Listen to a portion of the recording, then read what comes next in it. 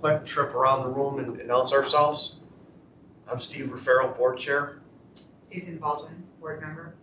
Lillian Levy, Board Member. Jody DeLallo, Department of State. Emily Lupi, Department of State. Candy Burchett, Department of State. Shan McGuire, Department of State. Allison Lacey, Department of State. Jenna Berschwinger, Department of State. Okay, welcome everyone. We seem to be the only office open today, so I'd like to begin the meeting by DeSanto. Carol has been a board member since 2011 and a very valuable board member. Did numerous things on both the committee and the subcommittee. I was handed a New York State Department of State proclamation today honoring Carol DeSanto, whereas Carol DeSanto is recognized for services to the Office of the Secretary of State and the people of New York State, and whereas Carol DeSanto was appointed to the New York State Board of Real Estate Appraisers in August of 2011, whereas Carol was voted in as vice chair in 2013, whereas Carol DeSanto worked diligently for the betterment of the appraisal industry, where Carol DeSanto was instrumental to serve subcommittees established on various topics such as mandatory licensing, FHA appraising, experience and educational requirements, and implementation of the appraisal management company licensing. Whereas Carol DeSanto served with dedication and commitment for 12 years, resigning in 2023. Whereas Carol DeSanto will be missed and will be remembered for her enthusiasm and experience. Now, therefore, on behalf of the Department of State and the people of New York State, I, Robert Rodriguez, Secretary of State, hereby honor Carol DeSanto for her years of service and wish her all the best and well in her future endeavors. Thank you, Carol. If you were listening, I'm sure you'll be red in the face. At the present time, we have 3 of 5 board members, so we have 3 of 9 board members who do not have a quorum. So I'll waive the approval of the May, August, and November meeting summaries. We'll move on to number 2 in our department reports. I'll ask for enforcement. Jenna? Sure. So this is the data that we've gathered since the last time you folks met, November 16th. So this is running from November 17th, 23 I'm sorry, Your Honor. to Who is speaking? Jenna Berschwinger from the Department of State.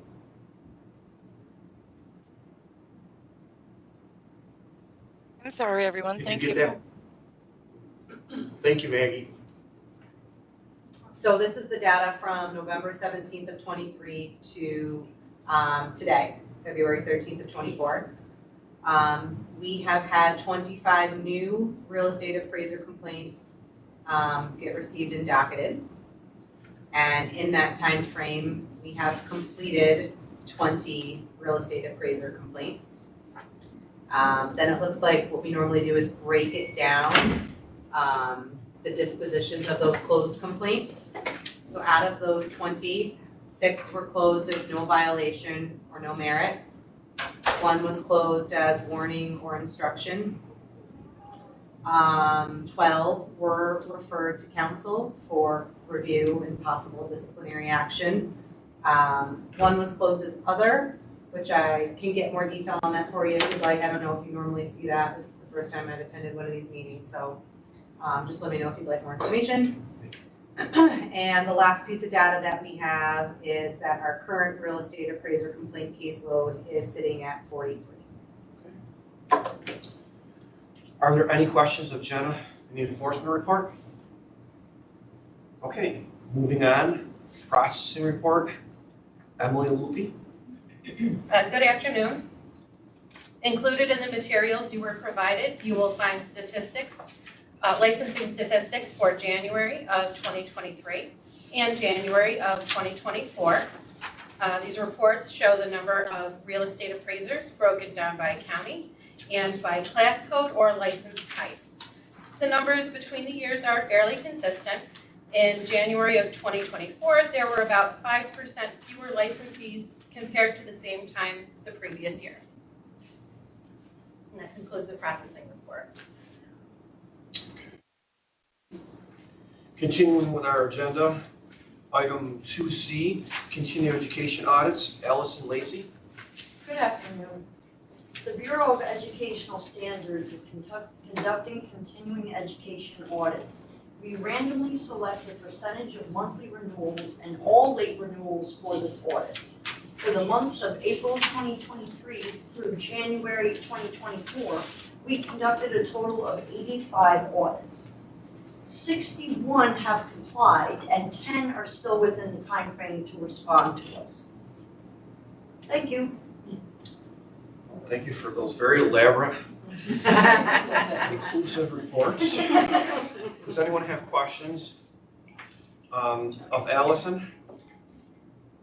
Okay, moving on, new business. Pararia subcommittee report, that would be me. Okay, so we've had a series of meetings over the last. Sorry, can I interrupt? So Dave Mossberg just joined Oh, us. thank you, David. I was hoping you were gonna be here because I have some questions. Yeah, hi, sorry about that. I was having trouble joining in. Didn't get a link. That's okay. Welcome, David. All right, so we've had I think we've had 3 separate subcommittee, 2 or 3 subcommittee meetings. We've been going through the parareal pathways.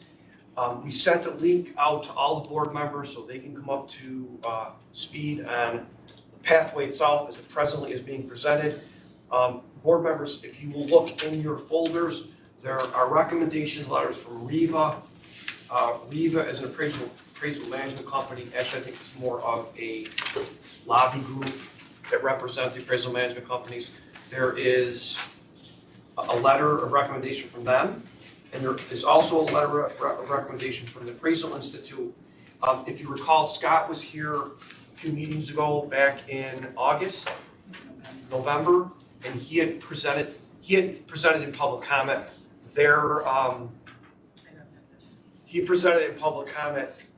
the way that they're laying the pathway out, which was very helpful as we moved into the subcommittee meetings. Does everybody have so far what I've mentioned? Yeah. Okay, thank you. Okay, some discussions in the subcommittee meetings really were geared around 3 or 4 differences between what was being proposed, what we have in the traditional pathway. So a overall view of this is the educational requirements remains the same. The pathway for experience credits is different.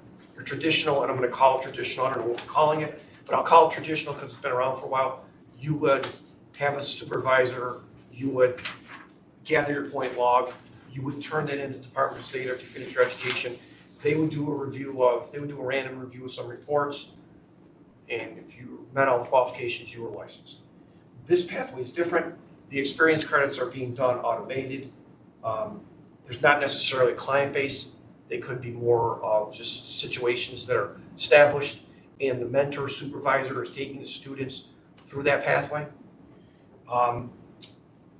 The first difference that we discussed was a definition difference. Mentor by the new pathway doesn't necessarily fit the same definition as supervisor that we have in old traditional pathway. We had some discussions among the subcommittee members, the possibility of adopting the supervisor appraiser definition that we have in the traditional pathway, looking at the mentor definition. Some things that were pointed out in the new pathway, there seems to be where they bring in more than just licensed appraisers, which actually strengthens the pathway, where you might have someone who's got a background in agriculture, background in commercial, someone that might have a accounting background when you're talking about standard deviations and things of that nature. So there's some suggestions about defining the mentor, and I'm going to step back for a second. Defining the mentor, very similar to what we do now when, say, someone has a less license degree to take on a particular piece of property. So say I'm a certified residential appraiser and I'm doing an appraisal on a office that has 2 units above it. I might call Sue and say, hey Sue, this is beyond my area of expertise. Would you mind joining with me in processing the appraisal? And then within the appraisal itself, it's explained that the appraiser who doesn't have the same license intensity is helping with the following items. So the mentor, with the new pathway definition, the mentor might be someone that falls within that capacity, okay? That was one of the discussions. The other discussion was, well, another portion of the discussion was, what are we doing with the point system? So the traditional pathway has a point system. Fill out your log, hand it in. Kind of the discussion that came out of the subcommittee was the intensity of the new pathway almost answers that portion of the requirement. Okay, so we discussed definitions, we discussed the point system, we discussed the submitting of reports. Right now, Jody, we're at 3 or 5 I know that we pick random, DOS picks random reports, so 3. So the discussion would be, would we keep that requirement within the new pathway? There was some description of what would we be getting from them, since they're not necessarily moving off a client list. I was under the suggestion that we should be getting something from them, even if it's a fictitious business transaction or a client, whatever it might be. They don't necessarily have to be a form report, they could be a narrative report, but I think we should be asking for something, because when you look at the pathways, we shouldn't deviate the essence of what we're reviewing. Because at the end of the day, we gotta make sure that they're meeting use path requirements, meeting business requirements, things of that nature. Same thing we do under the other pathway. The only other thing that differed, and this is where David, this is where I'm gonna defer to you, is in the traditional pathway, we have 12 months for licensee, 24 for residential certification, and 36 for commercial, general commercial. The appraisal regulatory agencies have always had a less intensive requirement. The new pathway has that. 6 months for licensing, 12 months for residential certification, and I believe it's 24 months for commercial. I have to go back. I haven't really looked at the commercial too much because they haven't brought it up yet, but I think it's coming. Right? So those would be the differences in the time frame.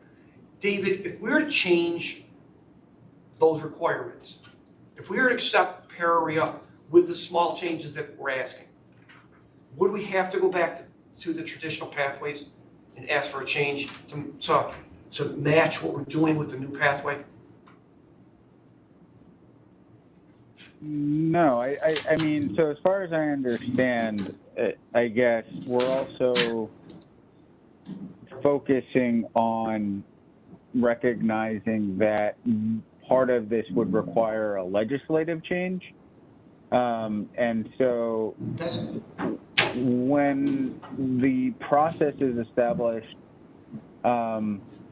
legislatively, we could do it in, hopefully it could be done with a proposal that we wouldn't have to make changes to the traditional pathway. It would be sort of very clear that, whatever the recommendation is, that's what would be the requirements for this alternative, non-traditional pathway to licensure. So we wouldn't have to do anything to the traditional. We could, but there's nothing to say that it has to be done that way, if that's what you're asking. Okay, so a timeline proposal then would be, if we were to make the alterations in the definitions, in the alteration in requesting reports, that we could move the PARA forward without having to change the time frame on the traditional side. Though, on a footnote, I think we need to go back and change those pathways. I don't think, and the other board members can jump in here, I don't think having unequal pathways, though I think that the non-traditional pathways would become more popular, obviously, because there's a requirement, there's a need for it. But I don't think we should leave inequities within the legislation. I think we need to go back, even if we pass this through on a proposal, I think we need to go back and change the time frame on the traditional pathways. I don't think we should have inequities. That makes sense to me. It just seems logical. Okay. That was Lillian Levy. Thank you. Okay, so that kind of concludes the brief the brief update on where we are. And we made good headway within the subcommittee. There was good conversation, there was good back and forth, we established a good foundation.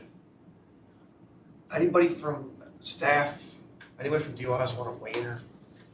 No, I think, maybe getting some feedback from the other board members, on their thoughts about whether we need to expand on the definition of mentor or, requiring reports. I think your input, because ultimately, once the official recommendation is made by the subcommittee, it would be the board to adopt, to vote, obviously not today, but and I think it's good to have the discussion today because that's the next board meeting the AQB is going to present and have a questions and answer period area for any board member. So it's good to think about this now so that we can get all our questions answered and then hopefully very shortly after be able to vote on our proposal. So David, so I'm gonna go back, I'm sorry, David. I completely just lost my train of thought. Long day. Sorry, I just had Go a ahead. thought too. I like the idea of reviewing something, I'm sorry. Something- Need to identify us. It's Susan Baldwin, and I like the idea that we're reviewing something, and maybe even a quick phone interview or something, just having a connection with this person who's coming through, being able to review some product that they've done, maybe being able to ask just a few simple questions, making sure they actually understand UsePath. I mean, it's a pretty solid program. I went through what ParaReview does and what it provides, and it's very comprehensive. And the other thing is But I feel like we have to have some sort of connection with this person that's coming through. well, I know that from the traditional pathway, because one summer they didn't have a reviewer and I filled in that role. Still waiting for my check. But there probably is something we want to have in writing, and there probably is something, we already have criteria set on the traditional pathway, even we just turned it. So just requesting 3 reports. I mean, I know that from the residential side, they've always handed in form reports, because that's the way the point structure is. But even if they have narrative reports, so we make sure it meets, I mean, if you're a UsePath underwriter, you want to make sure, obviously, it's reaching the minimum criteria. The other strength of the pathway is that they come in fully loaded with classes. Right. The other pathway, you take 3 classes, you're able to start to practice.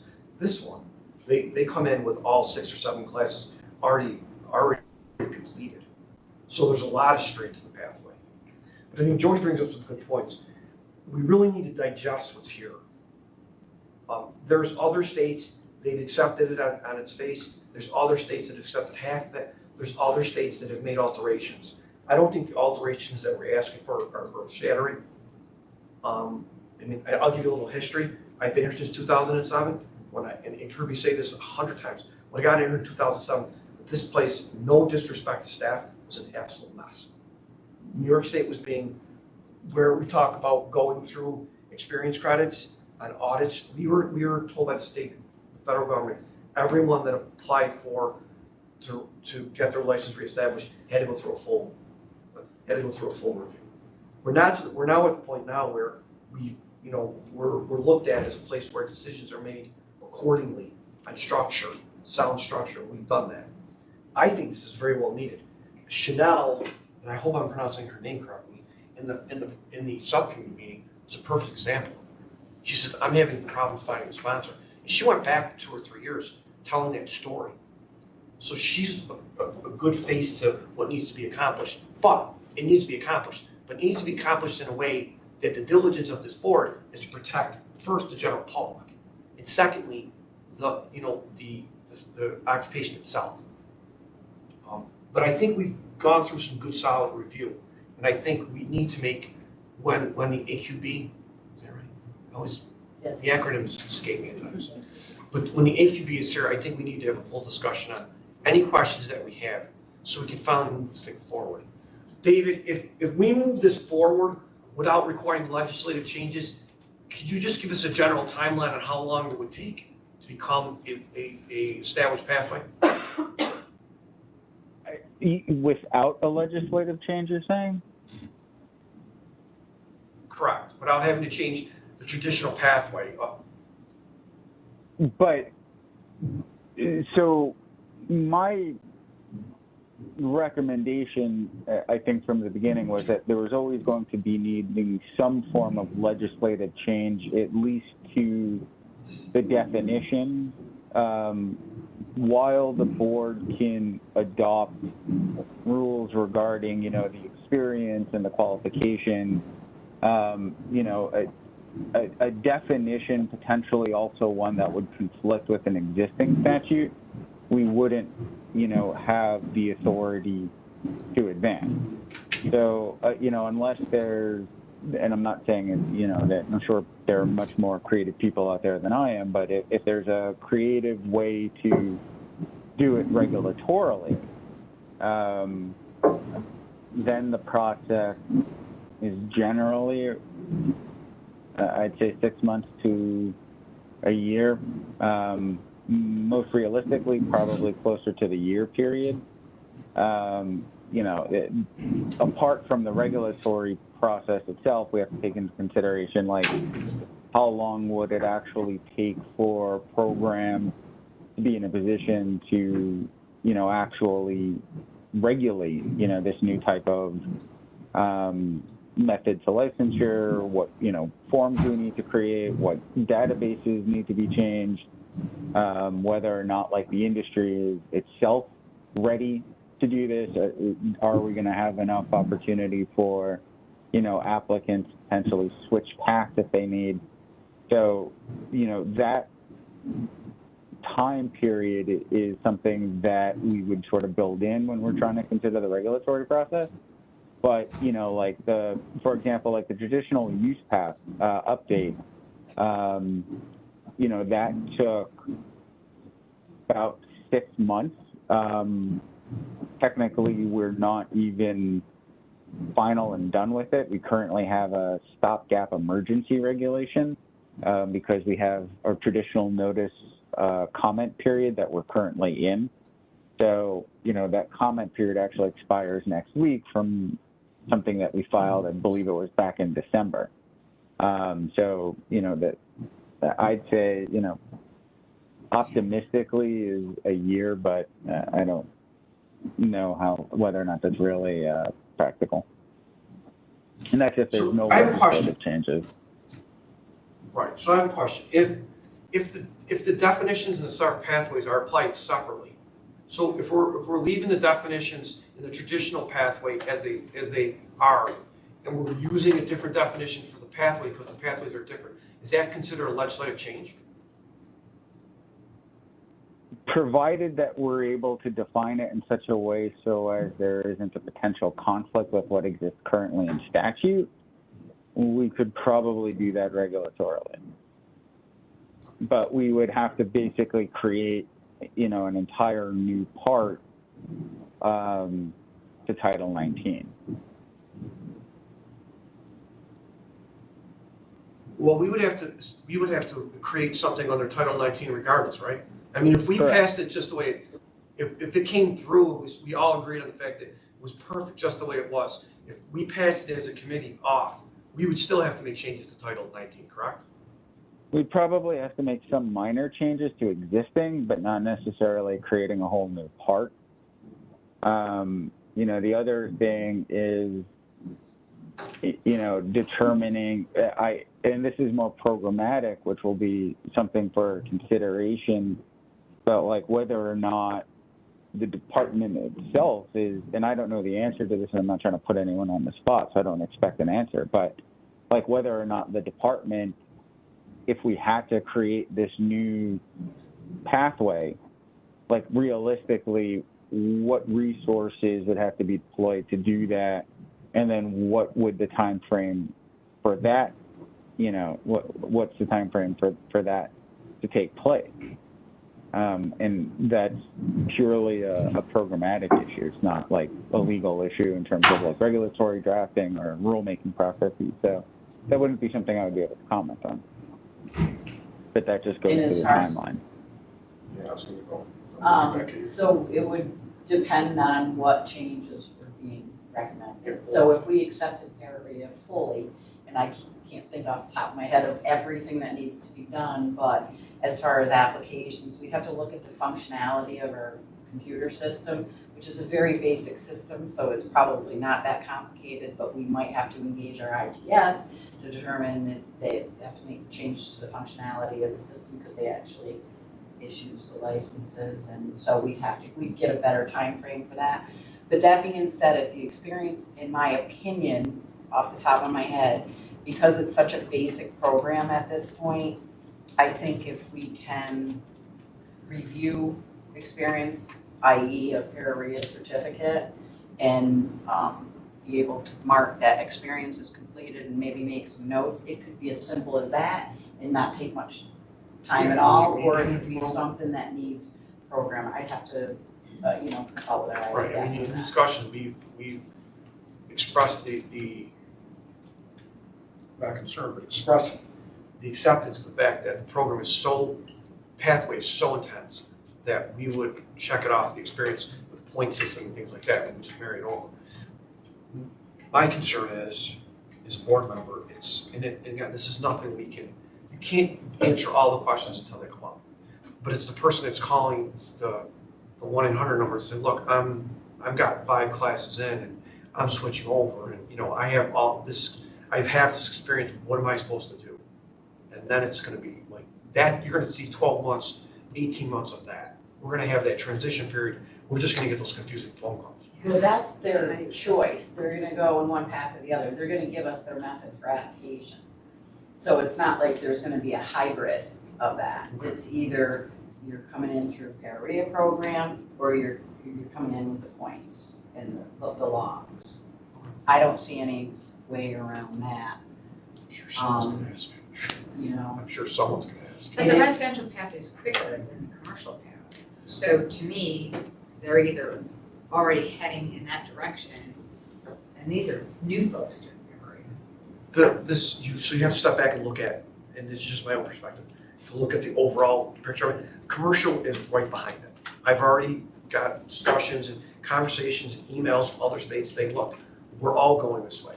So I just want to start out with something that's solid, and then we don't have to reinvent the wheel. When that comes, now we have this, it works for the department, it works for legal, it's working for board members, and we go ahead. I don't want to have this conversation in 18 months. We've missed things along the way, and here comes the commercial side, which is more confusing, at least from my perspective. The experience credits for commercial, I don't even have a working knowledge of. So I just want to make sure what we're doing is setting a footprint so it works going forward. I think we've all kind of got it. We definitely are close. I think the board is educating itself. I think at the next meeting, if we can clear up some of the other questions, we can make the recommendation. And this is what I mean about taking some definitions from the traditional, applying them to PARA. I think the supervisor's definition that we already have could be just turned. My concern is that people use words and definitions intertwined. So they say mentor, and then we have a different definition. I just want to make sure the definitions are clear as we're moving forward, that's all. Questions, concerns, comments? The next time we meet, does anybody have an example of a product that's produced at No, that we could take a look at? I don't. I can ask, we can call Scott maybe. Well, I think there's, in one of these letters, there's a link to more information. And this was emailed to you, so you should be able to click on it. And then our next meeting, do we have a date with? April? There's a April tentative date of 9th? April. I believe it's April 9th. I'm not gonna go on the 6th and the 10th. Well, it's a Yeah. tentative date, Yeah. so. I mean, I know that we're trying to get the ABQ to come in. Yes, we can make it sooner than Yeah. that. No, we don't have to make it soon. We You want it later? Okay. don't have to be here again tomorrow. We'll have to look at the board schedule. I mean, the Dunkin' Coffee's good though, Typically, so- we meet every 3 months. So April is only 2 months away, so if we did it Right, in May. we've met in November, we've met in December, we've met in February. So we We have can 3 make it. out of 4 meetings already done, but though we're gonna have to meet again and Of again. course, they didn't have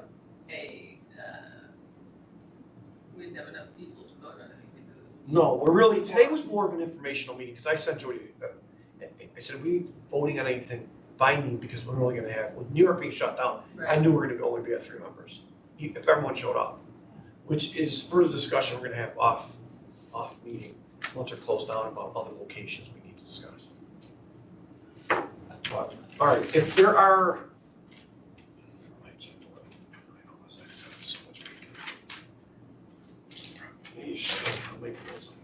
Okay, is there anybody for public comment period? I guess it's just here because Buffalo, Rochester, and New York are not online. Anybody have any questions, concerns? Can I have a motion to adjourn? Sure can. Second, Lillian, second, all in favor? Aye. All opposed? So moved. David, thank you. Looks like they had a ski lodge. Are you skiing today? Have a good afternoon, everyone. Bye, guys. Hi.